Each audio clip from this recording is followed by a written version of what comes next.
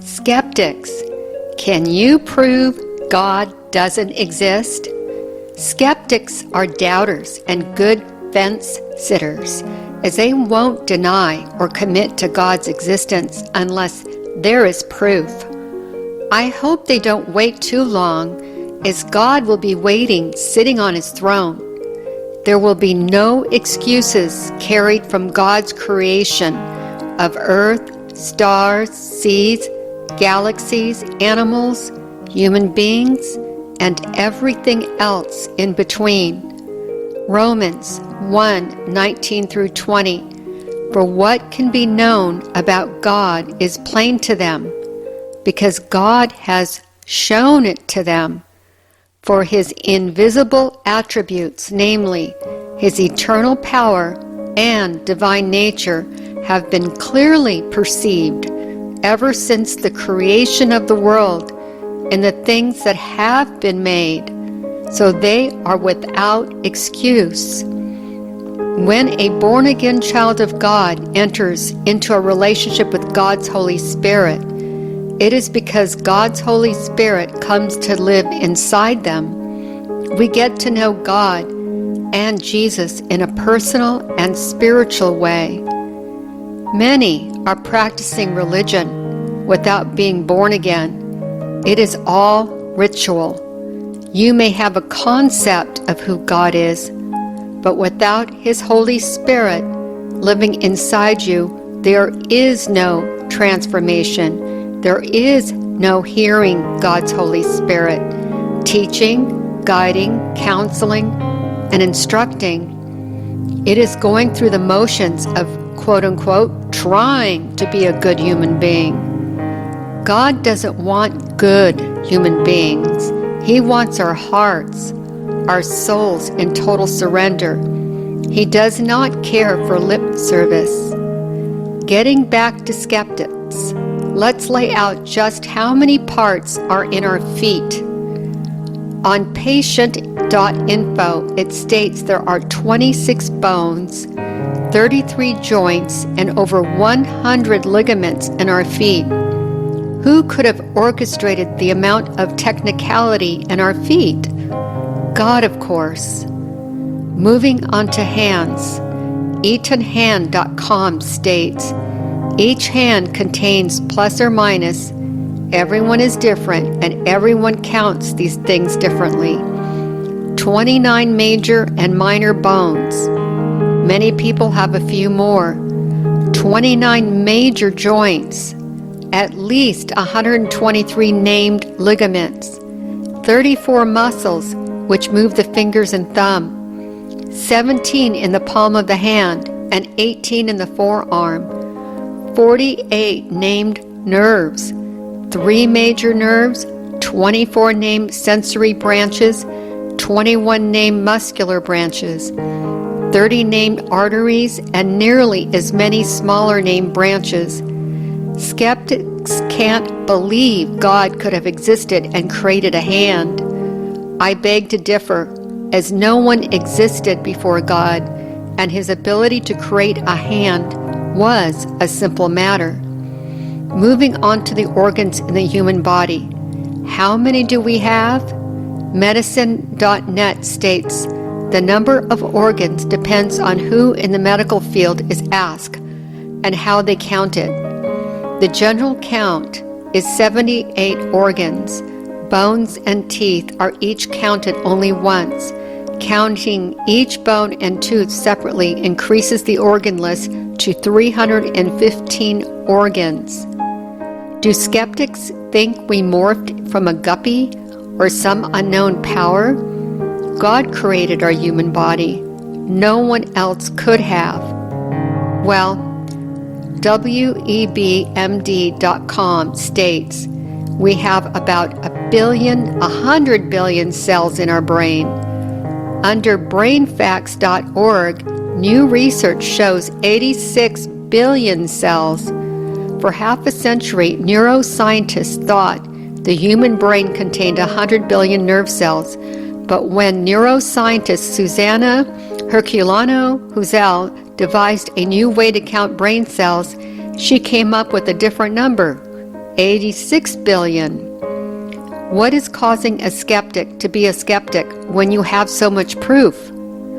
Physicsoftheuniverse.com states there are an estimated 100 billion stars in our own Milky Way galaxy, although some estimates ranging up to 4 times that many, much depending on the number of brown dwarfs and other very dim stars. A typical galaxy may contain anywhere between about 10 million and 1 trillion stars. Skepticism seems to be getting dimmer and dimmer with all the stars God created in the universe. What about our bird species? Matthew 10:29 says that each sparrow was sold for a copper coin, and yet our Father in heaven knows when a sparrow falls to the ground. They have estimated now with new research that we have from 18,000 to 20,000 bird species. How can you not believe God created these beautiful birds when He even says He knows when they fall? Animals.howstuffworks.com says more than 42,000 species of bugs have been identified worldwide, with more than 3,500 found in North America in both water and land environments. That was in May 27, 2015. You gotta love those bugs because God made them. National Geographic says there are more than 1 million species of animals that live in the ocean. Don't believe one guppy created the world, nor the Big Bang. Big Bangs don't have intelligence, and a guppy doesn't either. How about plant life? According to news.mungabay.com, they say scientists now have an answer. There are about 391,000 species of vascular plants currently known to science, of which about 369,000 species, or 94%, are flowering plants, according to a report by the Royal Botanic Gardens in the United Kingdom. How about the animal kingdom? BBC tells us the natural world contains about 8.7 million species, according to a new estimate described by scientists as the most accurate ever.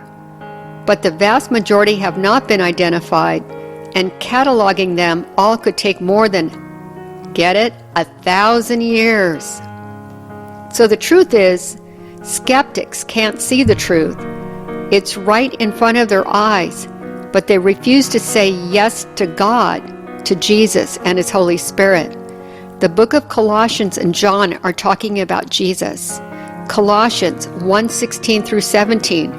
For by Him were all things created, that are in heaven, that are in earth, visible and invisible, whether they be thrones, or dominions, or principalities, or powers. All things were created by Him and for Him, and He is before all things, and by Him all things consist. John 1:1 through 3. In the beginning was the Word, and the Word was with God, and the Word was God. The same was in the beginning with God. All things were made by Him, and without Him was not anything made that was made. John 1:10 through 13. He was in the world, and the world was made by Him, and the world knew Him not. He came unto His own, and His own received Him not. But as many as received Him, to them gave the power to become the sons of God, even to them that believe on His name, which were born not of blood, nor of the will of the flesh, nor of the will of man, but of God. It is convenient not to accept that there is one true God. Then you would have to believe in sin, the fall in the garden with Adam and Eve, and the human race being the recipient of all humans being condemned. You can't have a holy and just God excusing all of it just because He is a good God. Instead, He came to earth as a man, born in a manger to save the world from sin. Jesus crucified all the sins of the world upon Himself. No one else could have made that sacrifice. But skeptics may want to reject all of it because it would include giving your life to Jesus. The cost would be by being saved from condemnation and having a relationship with God, which no man can have unless you have God's Holy Spirit in you. So, even if you believe all the stats of creation, a person still may not believe. 1 Corinthians 2:14, the person without the Spirit does not accept the things that come from the Spirit of God, but considers them foolishness and cannot understand them because they are discerned only through the Spirit.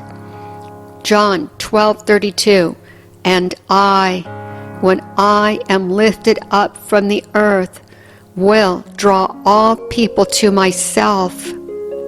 Jesus is drawing people onto himself.